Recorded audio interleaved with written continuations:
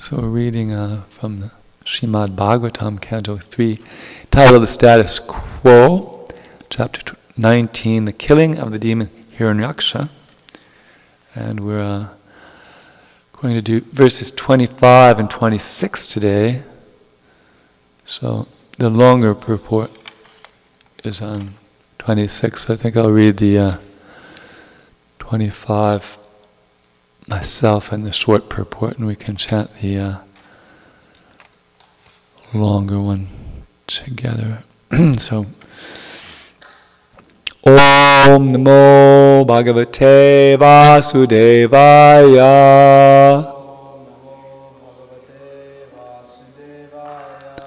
Om Namo Bhagavate Vasudevaya. Om Namo Bhagavate Vasudevaya. Om Namo Bhagavate Vasudevaya.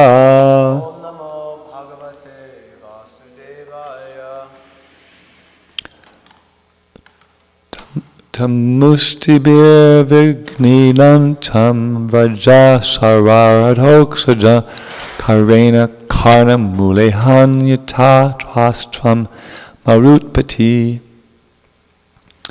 The demon now began to strike the Lord with his hard fists. But Lord Adhoksaja slapped him at the root of the ear, even as Indra, the lord of the Maruts, hit the demon Vitra. Purport by Srila Prabhupada. The Lord is explained here to be Adhoksaja, beyond the reach of all material calculation. Aksaja means the measurement of our senses, and Adhoksaja means that which is beyond the measurement of our senses.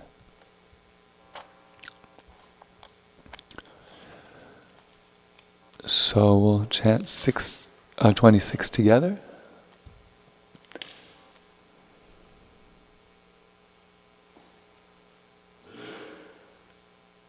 I guess we'll go through the words, the words are below under synonyms. Saha, ahataha, vishvajita, hi, avigyaya, paribrahmat, gatraha, udashta, lochanaha, vishirana, bahu, angri, shiruha, hair, apatat, yatha, naga indraha, lulitaha, nabasvata, saahato vishvajita yavagyaya,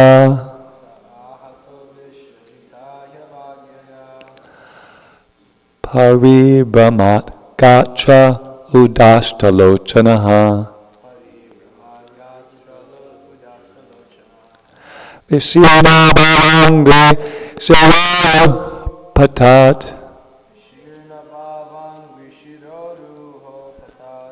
Yatha nagendro lulito nabasvata.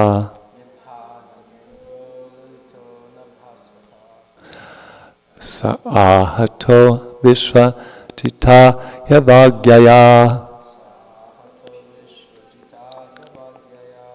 Paribrahmat gatra udashtalochanaha.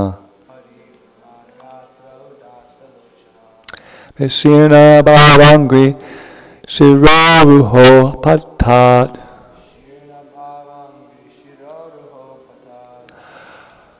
Yatha nagendro lulito nabasvata.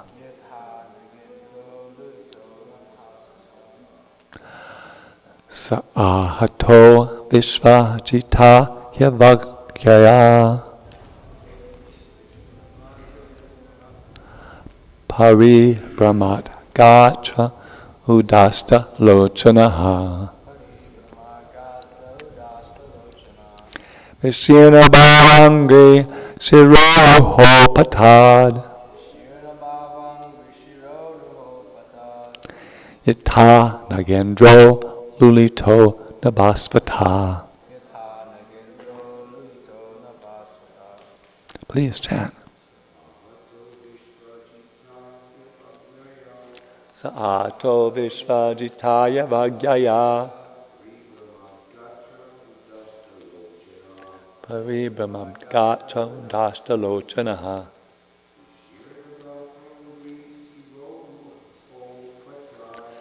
Shirna bhavangri sharoruho patad. Itana gendro lunito nabhasvata.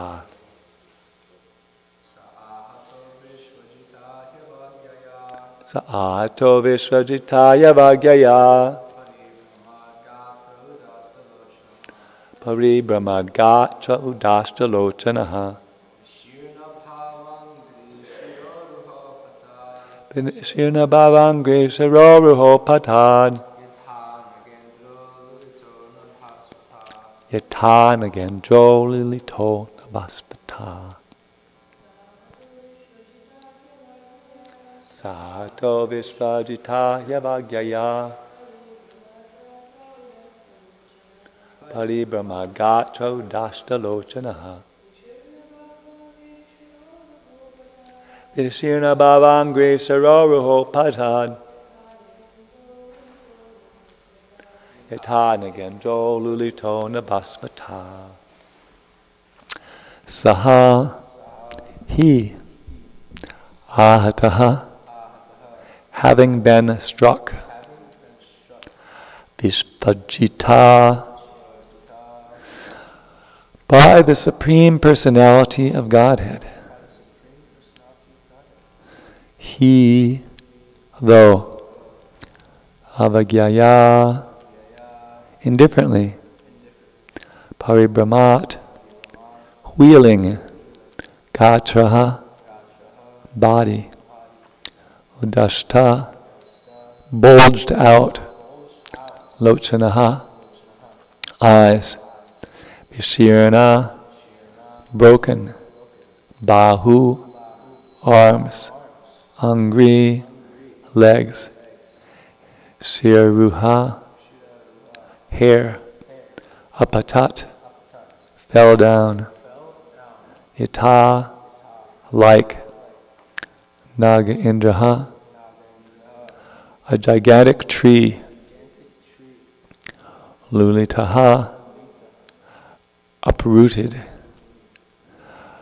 nabhasvata, by the wind. Translation. Though struck indifferently by the Lord, the conqueror of all, the demon's body began to wheel. His eyeballs bulged out of their sockets, his arms and legs broken, and the hair on his head scattered. He fell down dead like a gigantic tree uprooted by the wind. So this is a climax of the battle. Please repeat. Though struck indifferently by the Lord, the conqueror of all, the demon's body began to wheel. His eyeballs bulged out of their sockets. His arms and legs broken, and the hair on his head scattered. He fell down dead, like a gigantic tree, uprooted by the wind. Purport by His Divine Grace, A.C. Bhaktivedanta Swami, Srila Prabhupada.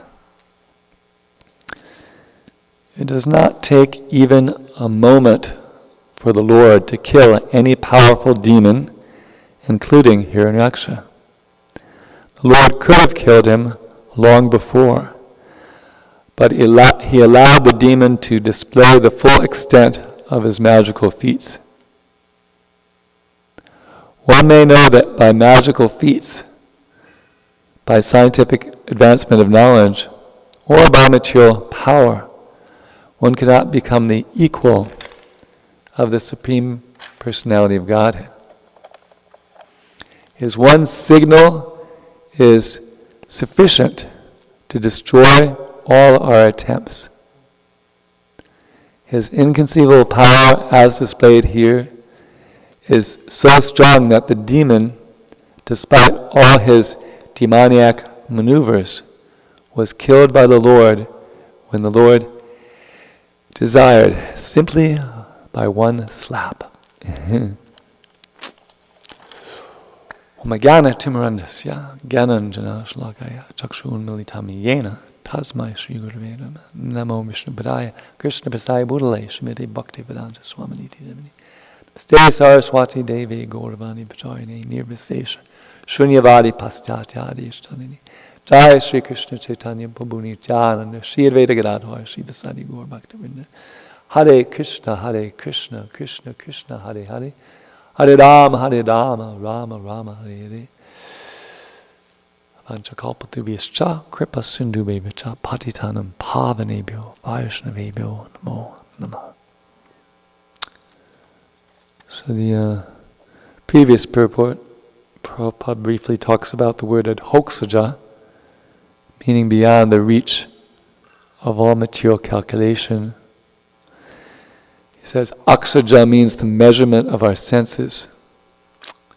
So in the English language, our first letter is A and our last letter is Z.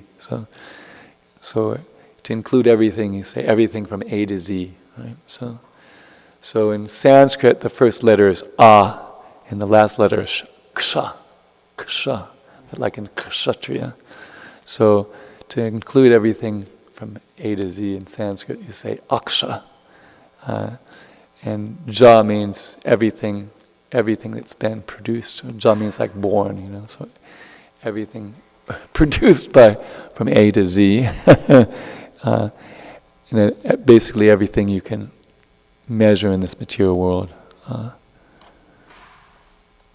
And then adhoksaja means that which is beyond the measurement of our senses. So Krishna is referred to some places as adhoksaja. I believe Svaipum Sambharo Dharmo Yato Bhaktir Adhoksaje Haitakiya Pratiyata Yatma Suprasidati. Because he's transcendental. He existed before this cosmic manifestation. Shri Radha Govinda ki jai, Srimad Mahaprabhu ki jai, Giri Govardhan ki jai, Sringa Bhagavan ki jai.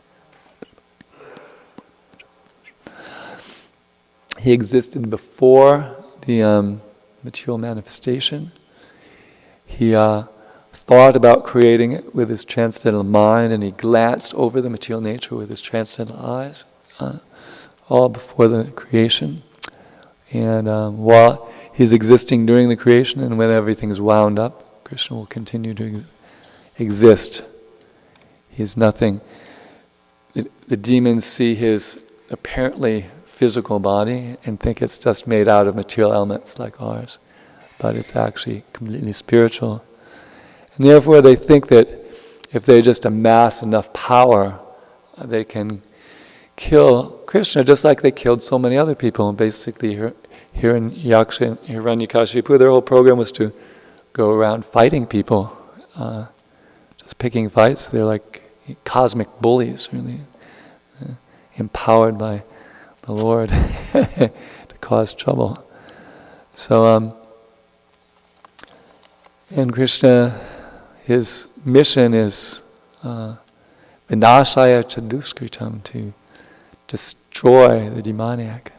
So here he's executing his mission, and because there's always, in the material world, there's always people who become more and more powerful and lord it over innocent people who are just trying to lead their lives and survive and pursue self-realization.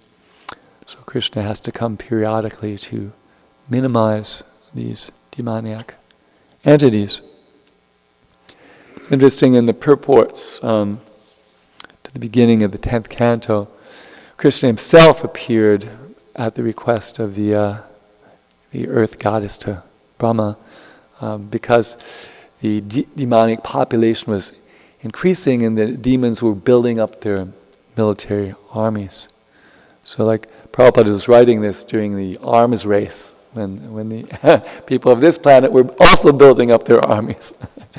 So he made the point that so then Krishna appeared personally, and now Krishna is appearing in the form of the holy name in the Krishna consciousness movement with the same mission of destroying the demoniac power.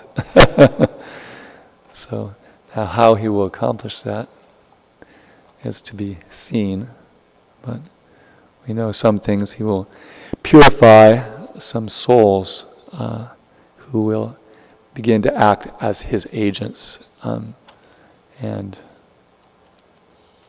reduce the demoniac burden. So here we learn how the Lord in the form of Varaha struck Hiranyaksha indifferently, and that was enough to finish him off. So that also comes up in Krishna's pastimes. There was one particular servant of Kamsa, a demoniac washerman, who was asked by Krishna for a few pieces of cloth, and in his ignorance of the identity of Krishna and his because of his association with the demoniac Kamsa, he thought he was just some naive boy. This cloth is for the king. You don't know what happens if you take the king's property. You will be punished. I have personal experience of this. Krishna didn't like his arrogance, so he just went like this. His head was separated from his body and fell down dead. And Krishna and Balaram got to take the cloth and find a devotee weaver who made very nice clothes for them. And then there's the Leela of Lord Balaram. Once upon a time, Romaharshan was sitting on the Vyasasan speaking on the Puranas to an assembly of sages who'd given him the benediction of a long life. And Lord Balaram entered the assembly, and everybody else stood up to honor Lord Balaram, except Romaharshan, who was under the illusion, because he was sitting on the Vyasasan, that he didn't have to honor the Supreme Personality of Godhead.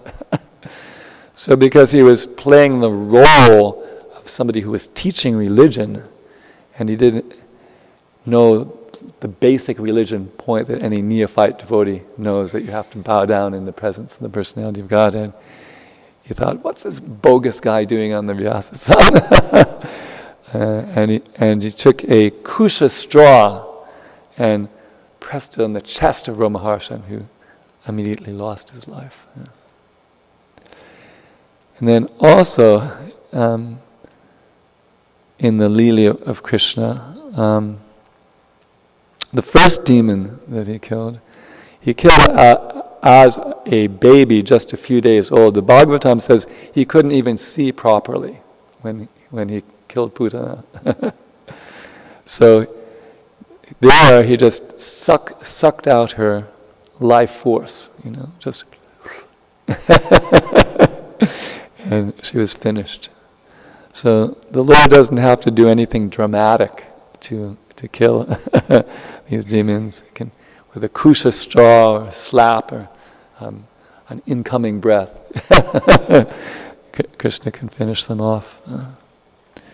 But because they don't know his identity, they always think that he's just another guy that they can kill, as they've killed so many.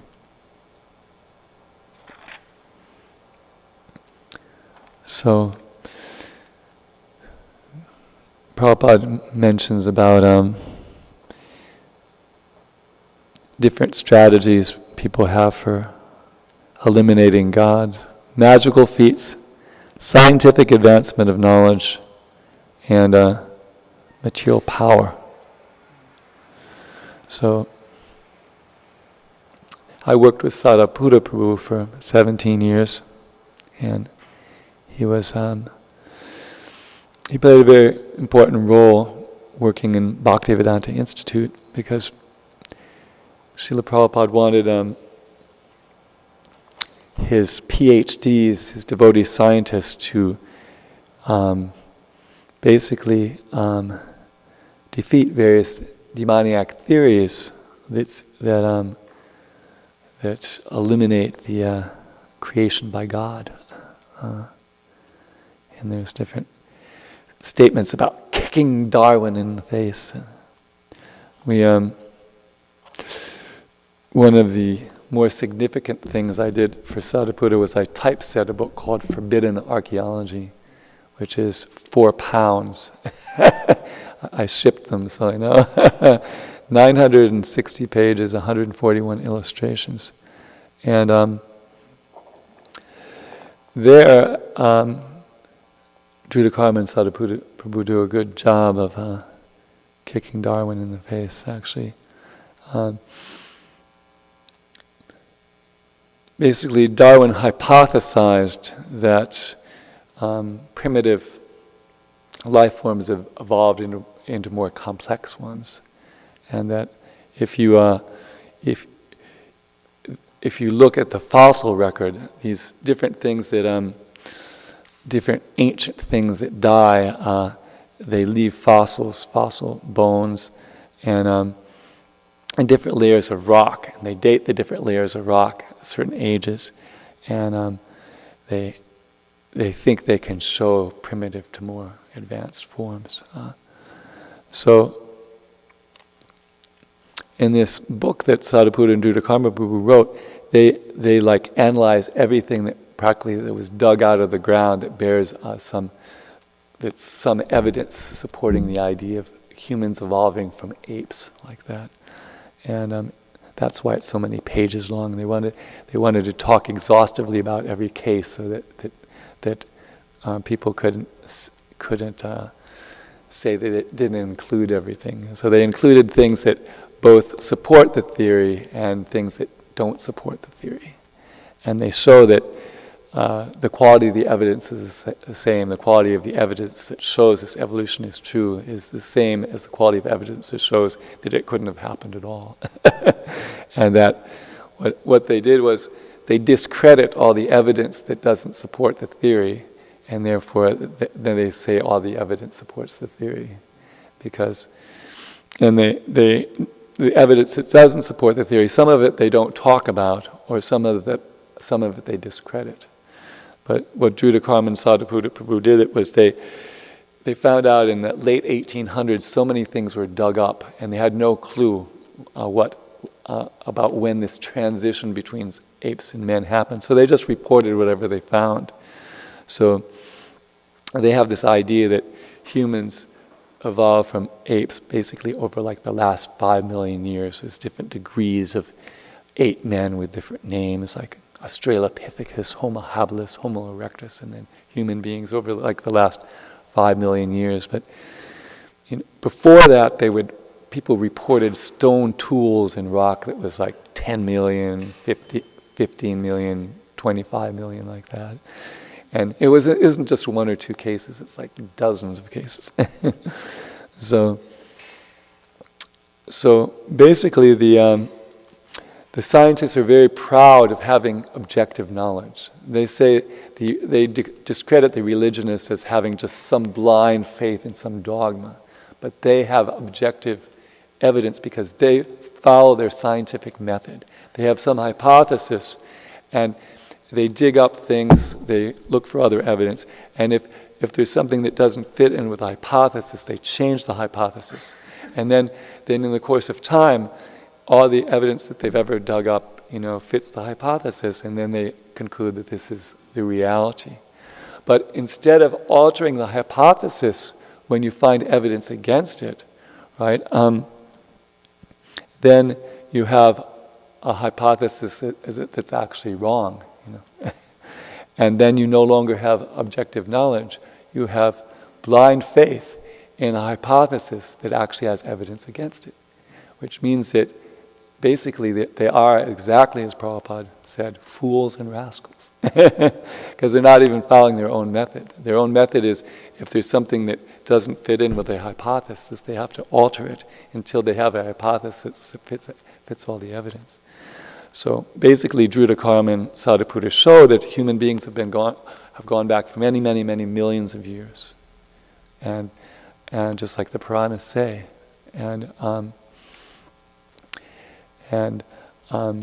that this theory of human evolution is actually erroneous. Actually, there's a nice story that Varinder Sarup Prabhu tells. Because he got a PhD in religion, he wrote to Prabhupada and said, because I have a position in the scholarly community, is there any service I could do for you?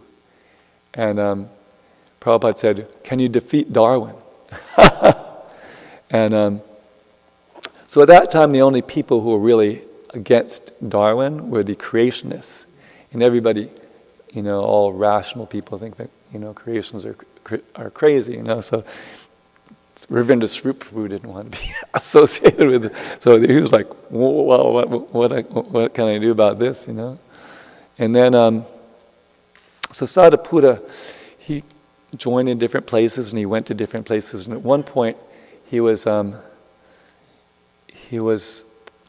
a book distribution party that was based in New Vrindavan, and they came through Philadelphia, where Ravindra Swarup Prabhu spent a lot of his devotional life, and where he was the temple president. And so Ravindra Swarup Prabhu was very happy, of course, to run into another academic in the devotee community.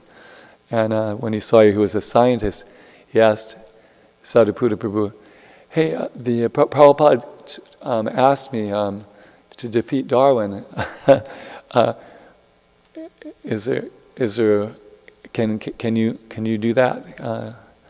Can you help do that? And Sadhuputta said that for many years the mathematicians have known through their knowledge of probability that the theory of evolution is doesn't make any sense. But it makes the biologists so angry, they don't press the point anymore. So Ravindra Swarup Prabhu was in ecstasy, hearing that somebody existed who was capable of defeating Darwin. So the scientists, they're very proud of their knowledge, but we learn from Bhagavad Gita that real knowledge means to know basically three things: matter, spirit, and the controller of both. So the scientists, all they know is matter, and they know all kinds of details about matter. But of the three things, matter, spirit, and the controller of both, matter is the least important. So they have the absolute most knowledge about that which is actually least important. And Prabhupada was very upset with them because they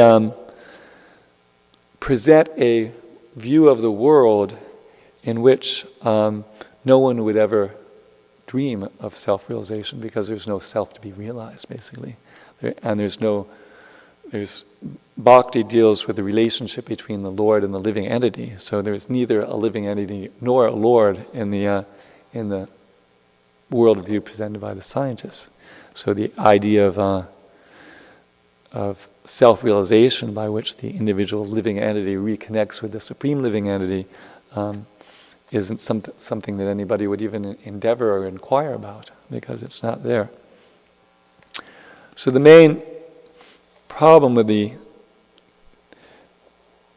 in addition to the problem of the theory of the evolution, the real big problem in science is they can't really explain consciousness, and because consciousness is actually spiritual, and that's something that even like a Hare Krishna book distributor can call them on, and because like there's like with other things that they think they've explained, they can actually give some evidence. Like they say water is made of hydrogen and oxygen. So you can take hydrogen and oxygen and you can ignite it and it'll produce water vapor, and anybody can do that. And so you can show it's true. And they have some electromagnetic theory. And using this electromagnetic theory, you can build a motor, something that takes electricity and produces motion. Or you can build an alternator or a generator, something that takes motion and produces electricity. Like this is something you can demonstrate. But as Prabhupada himself would say, they've never created even like a mosquito. They've never created a conscious entity. Right? So we can call them on that. You say that you've explained consciousness. So if you've explained consciousness, then why don't you make a conscious entity? With everything that's, everything that's in the material world is a combination of different material elements. So what elements do you combine to produce consciousness? And what steps do you perform? How do you transform these elements in order to make a conscious thing? Right? Nobody can do it. They don't even theoretically understand how consciousness is a product of matter. But they have blind faith that when matter becomes very complicatedly arranged, the consciousness arises, although they can't actually demonstrate that. Right? So basically, their theory of consciousness is a theory of blind faith. So there's no more evidence for their theory of consciousness. Actually, we have more evidence for our theory of consciousness, because out-of-body experiences and past life memories are empirical evidence supporting the theory of consciousness given in Bhagavad Gita, that the consciousness exists beyond the body. Because in out-of-body experiences, the heart stops and there's no blood going to the brain, so the brain can't function. But in this state of dysfunctionality, people report floating above their body and seeing the physicians trying to resuscitate the body. And in the origin of this magazine, we talk about a cardiologist, a teacher of cardiology named Michael Sabin from Emory University. And so he had patients who reported these out-of-body experiences, and his motivation was to prove that it was, false, that it was bogus. So he interviewed his patients who had the out-of-body experiences and the ones who didn't, and he asked them details about their resuscitation. And the people who didn't have the out-of-body experiences, they all made major mistakes. They do different things. They inject like some drugs into the heart or into the arteries or the veins or something, and then they also do the defibrillator, and there's a few different things, And then, so then actually he became a believer in the phenomena, although he started out disbelieving in it. And he said, which they quote at the end of the Origins article, maybe that conscious self that splits apart from the body at death, maybe this is evidence for the conscious self splitting apart from the body at death, as is described by some religious systems like that. So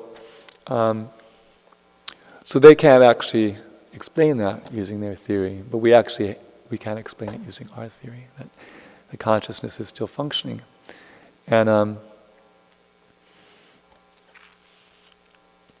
then, of course, the past life memories.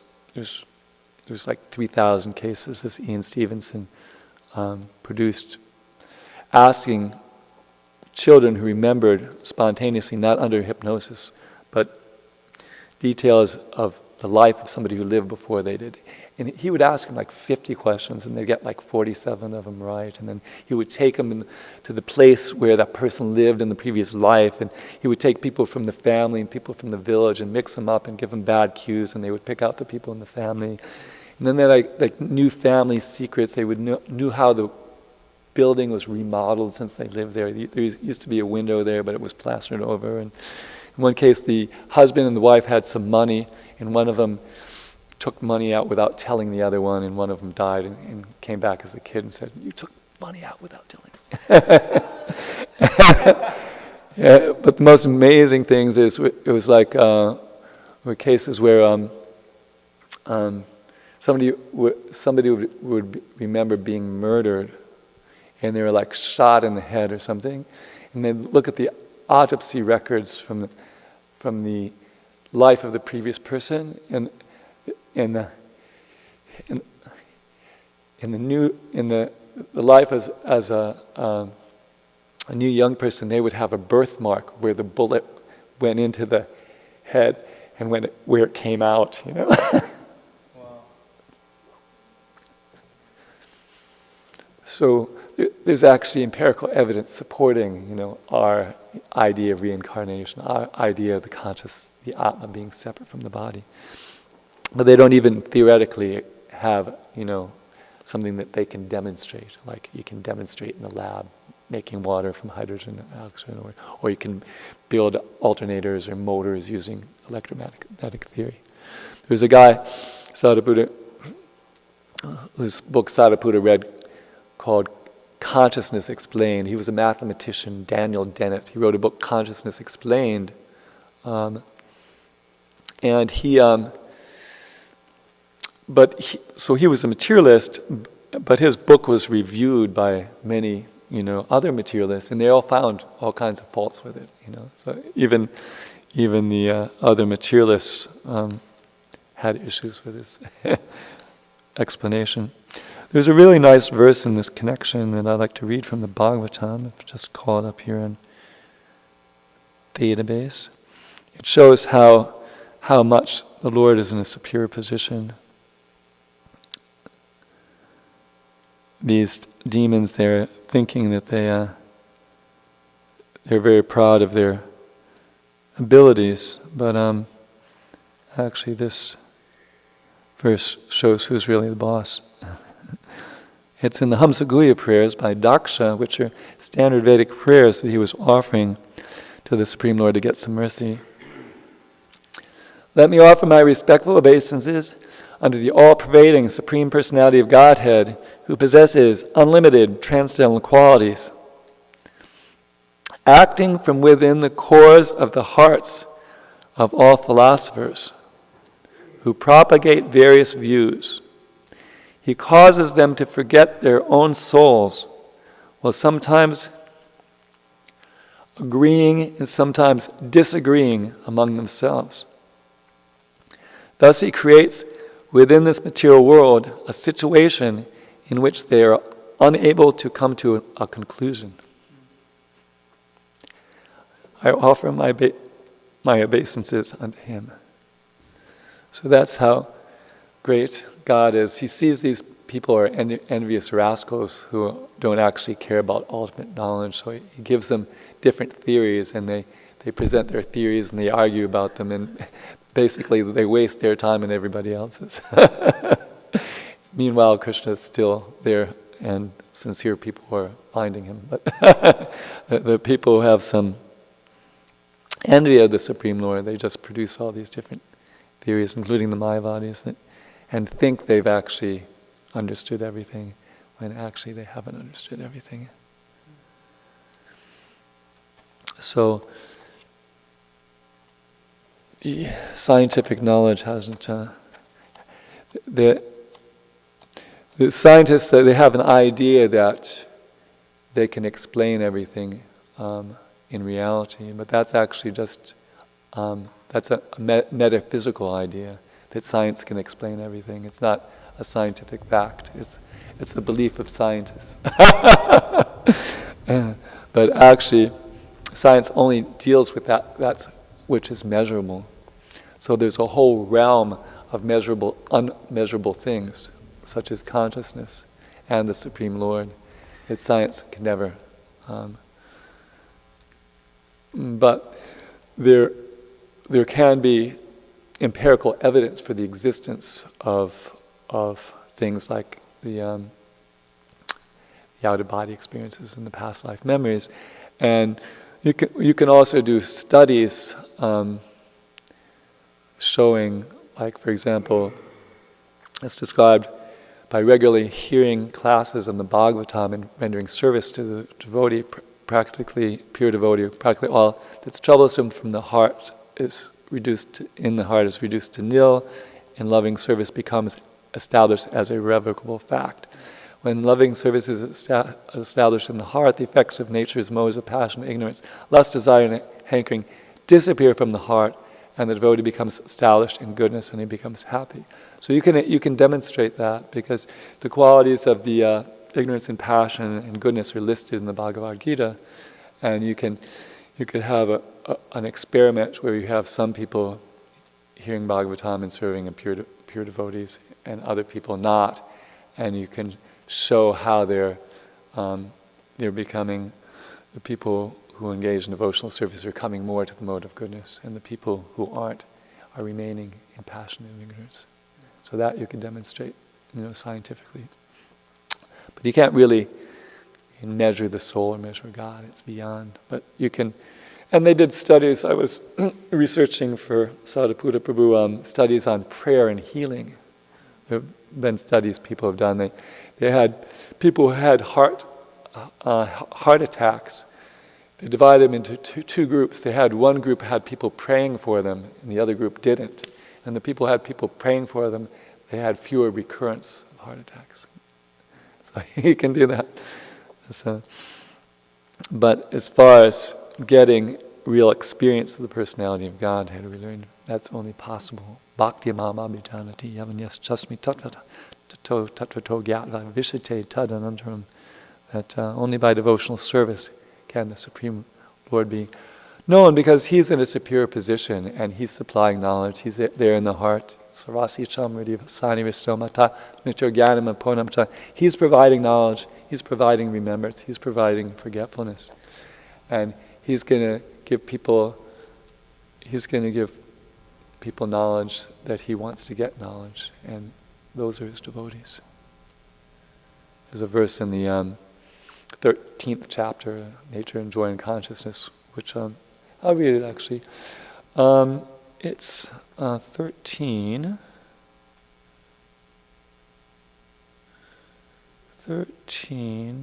19 actually. BG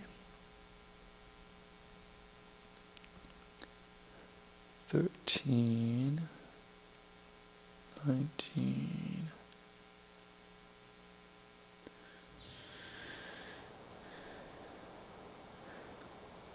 Thus the field of activity is the body, knowledge, and the knowable have been described by me. Only my devotees can understand this thoroughly and thus attain to my nature. So it said the last 6 chapters deal with Jnana Yoga, but Krishna's making the point in the middle of this chapter on Jnana Yoga. Actually, it's only the devotees who can actually understand this Jnana. So we're in a very advantageous position being engaging in devotional service, because Krishna says He Tesham satata yuktanam bhajatam priti purvakam dadami buddhi yogam tam mena mamu upayanti te. To those who are constantly devoted to serving me with love, I give the understanding by which they can come to me. Tesham evanai kampatama hamagyanatamtama nashayam yatma bhavasto gyana deepa and basvata. Out of compassion for them, I, dwelling in their hearts with a shining lamp of knowledge, destroy the darkness born of ignorance. So to get real knowledge, we have to please Krishna. And then we can understand that for Krishna, it's nothing just to indifferently slap the demon, even the one who's capable of terrorizing the whole universe, and finish him off. So does anybody have any questions or comments or realizations in the last 9 minutes? Hare Krishna. Welcome. Oh, we have microphones. Yeah, because we put it on the online and people can hear you. So people can hear. So thank you so much for this lecture about science and consciousness. Are you a scientist yourself? Well, I was a student in college, so we're doing science experiments, environmental studies, environmental science. That's the science, yeah. So, yeah.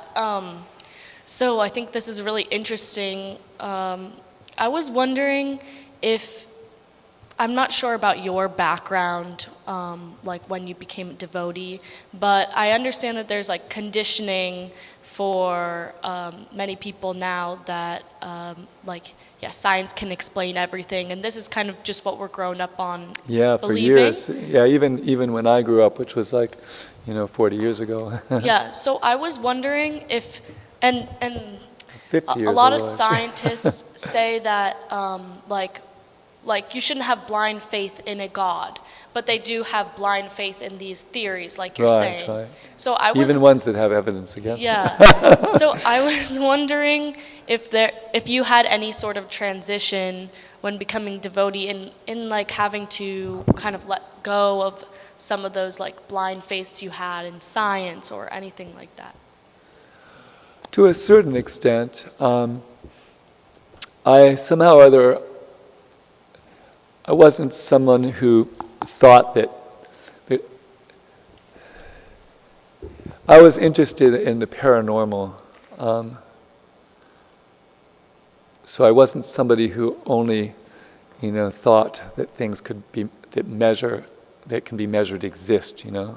But when I heard Prabhupada make these statements about the scientists being fools and rascals, because I was a science student, that was a little heavy, and therefore I found Prabhupada vindicated by the forbidden archaeology, because that's so clear, the fact that they're disregarding evidence of equal value just because it doesn't fit in with the hypothesis. Instead of altering the hypothesis to conclude, they're not even following their own method.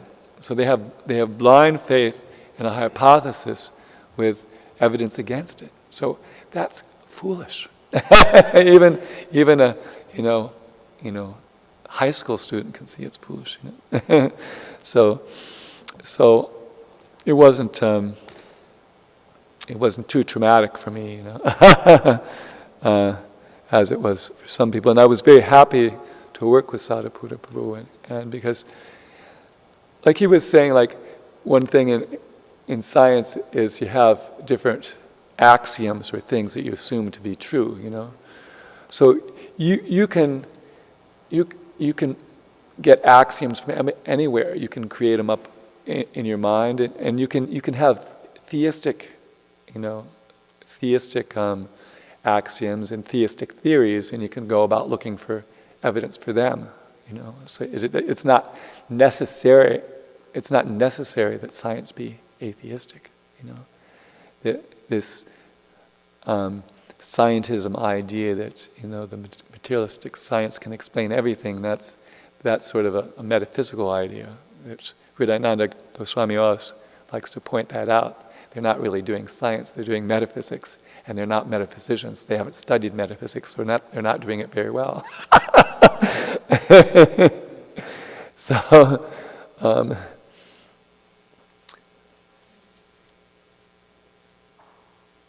So because I'm a scientist, I love empirical evidence supporting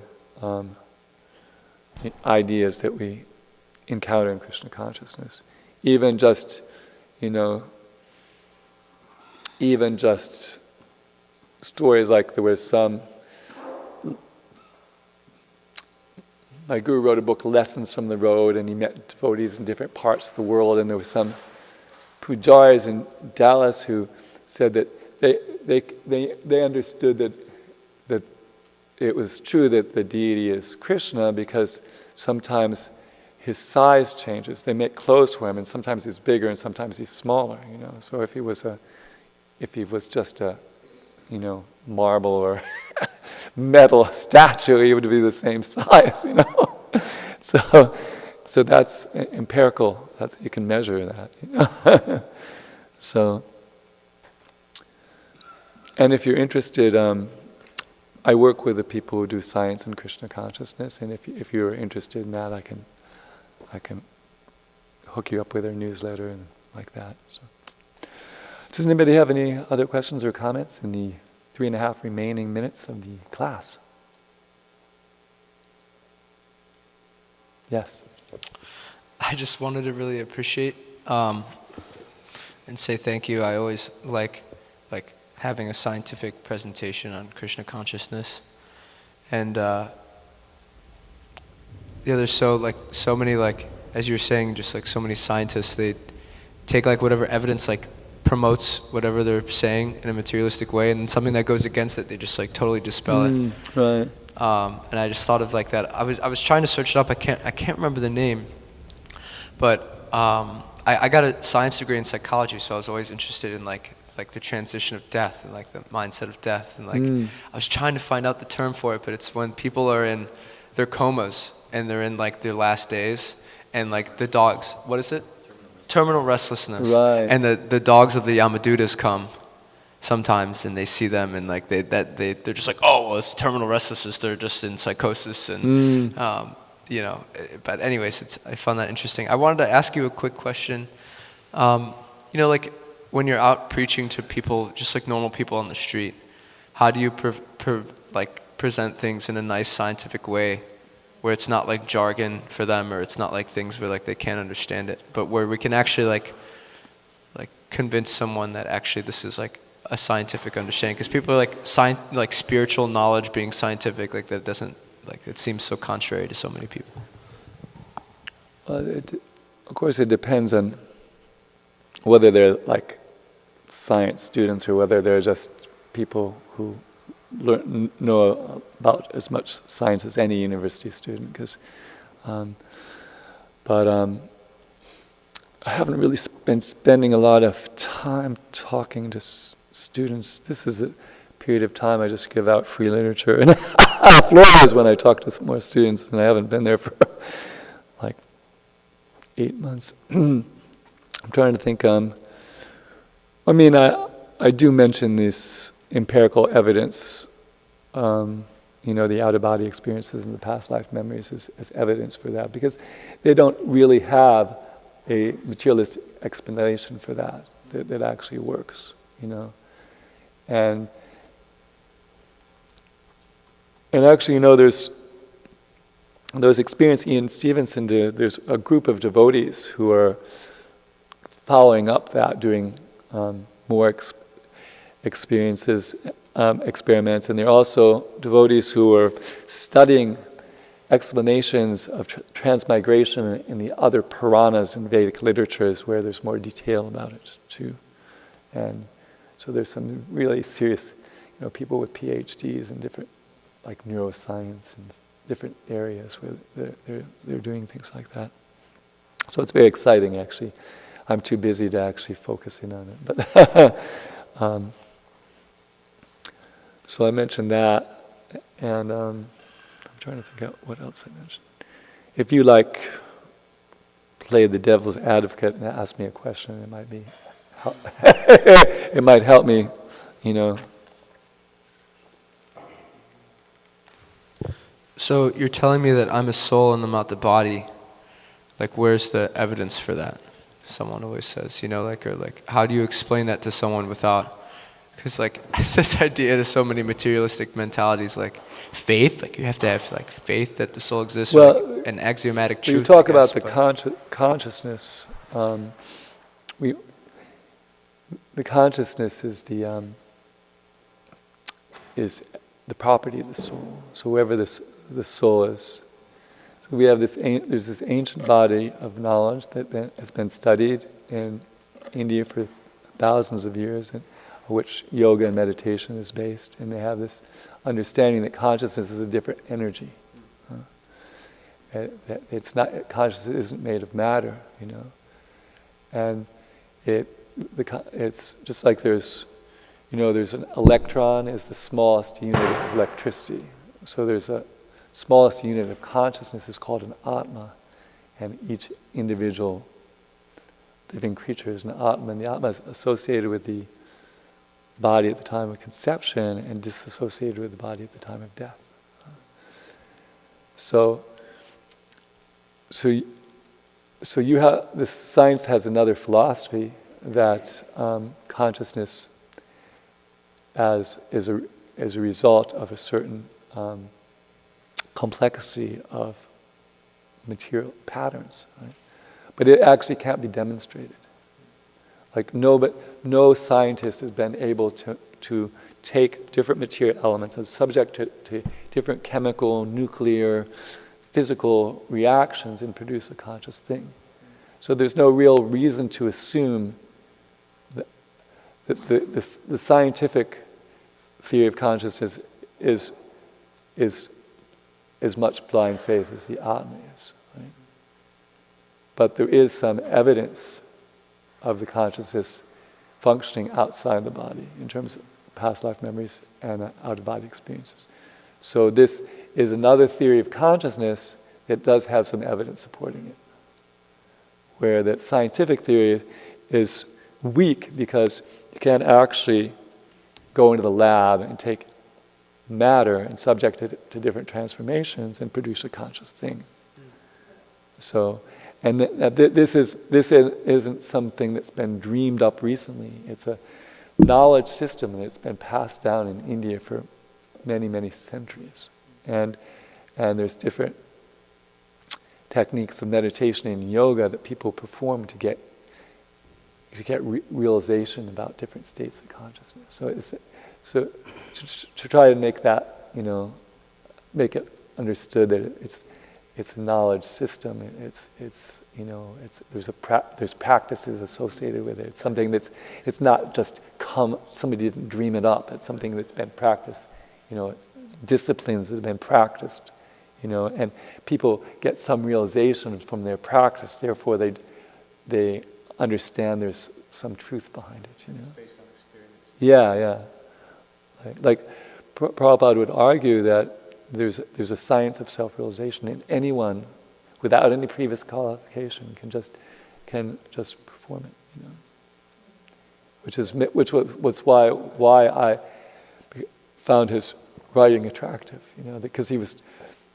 Because for one thing he sounded like he understood what religion was all about. And he was also advertising something that you could go through certain steps and get a certain result, and it wasn't based on anything. There was no qualification, other than the desire to do it. So that's one strategy. So I guess it's time to end, being that it's 4 minutes after 9. Thank you all for your attention. It's Divine Grace A.C. Bhaktivedanta Swami Srila Prabhupada Ki Jai.